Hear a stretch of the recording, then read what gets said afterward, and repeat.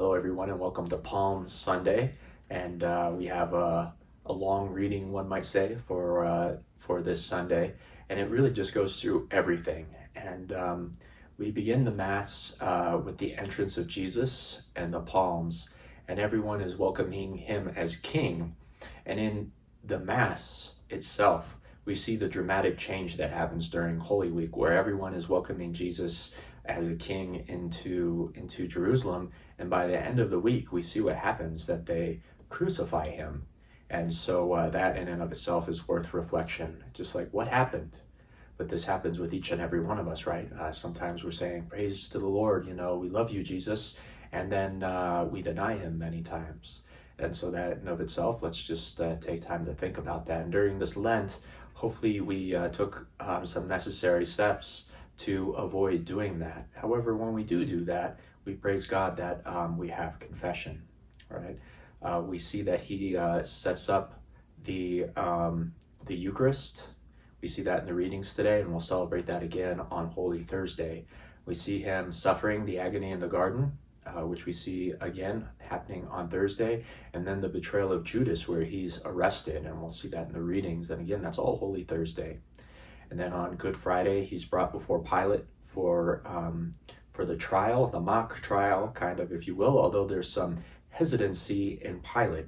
And Pilate's a fascinating character, just to see, some sympathize with Pilate and others see Pilate as this terrible criminal who could have done something good, but he didn't, right? Because he was afraid of the crowds. Okay, this is a form of terrible leadership, right? He's in charge, right? But he's swayed by popular opinion to do the evil thing, all right?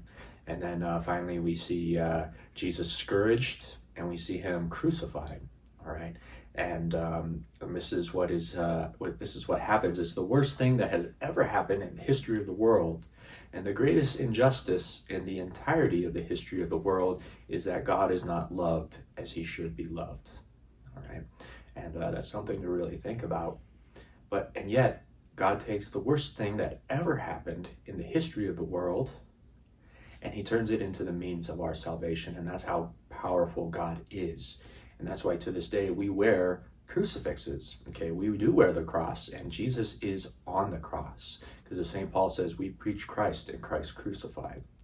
So there is so much going on, and that's why we take this whole week to reflect on what Jesus has done for us.